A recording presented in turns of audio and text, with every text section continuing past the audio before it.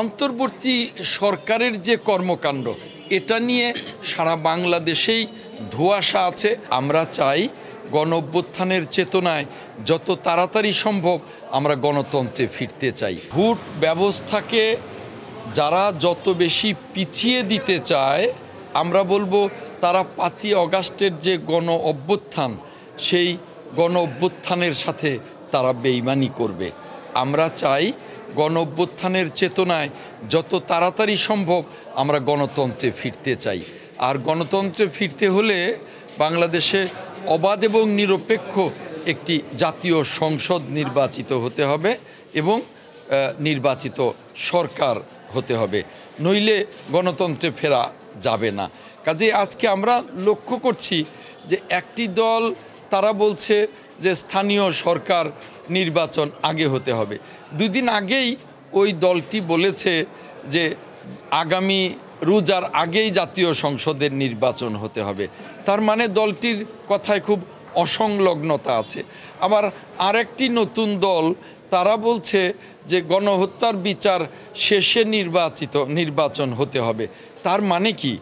এই সমস্ত কথা বলে জাতীয় সংসদ নির্বাচনকে প্রলম্বিত করবার যে অপচেষ্টা, এটাকে 5ই অগাস্টের যে গণ অভ্যুত্থান সেই গণ অভ্যুত্থানের সাথেই বেইমানি বা বিশ্বাসঘাতকতার সামিল বলে আমি মনে করি। কারণ 5ই অগাস্টের চেতনাই হলো যত দ্রুত সম্ভব দেশটাকে গণতন্ত্রে ফিরিয়ে নিয়ে যাওয়া।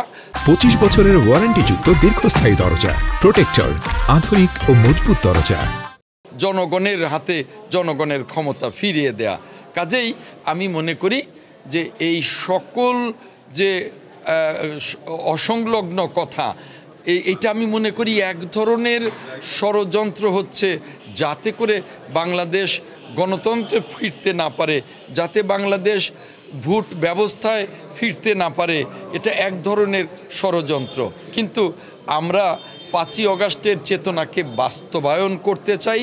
গণতন্ত্রে ফেরার পথে যারা বাধা তাদের বিরুদ্ধে আমরা জনগণকে নিয়ে বিএনপি আন্দোলনের সকল রাজপথের রাজনৈতিক দলকে নিয়ে আমরা মাঠে থাকব। মানুষকে ভয় পেয়ে, ভোটারদেরকে ভয় পেয়ে যে সমস্ত রাজনৈতিক দল নির্বাচনকে প্রলম্বিত করতে চায় তাদের সেই অপচেষ্টা সফল হবে না বলেই আমি বিশ্বাস করি। অন্তর্বর্তী সরকারের যে কর্মকাণ্ড এটা নিয়ে সারা বাংলাদেশেই ধোঁয়াশা আছে, আমাদের মধ্যেও ধোঁয়াশা আছে। সরকারের একটা অংশ বলছেন যে আগামী জুন অথবা পরবর্তী এপ্রিলের মধ্যে নির্বাচন।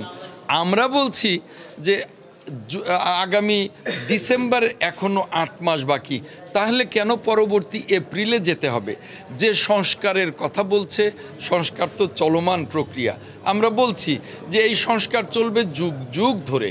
আর একটি অবাধ এবং নিরপেক্ষ নির্বাচনের জন্যে যে অত্যাবশ্যকীয় সংস্কার, এটা তো আগামী 8 মাসের ভেতরে না, আরও অল্প সময়ের ভেতরেই হতে পারে।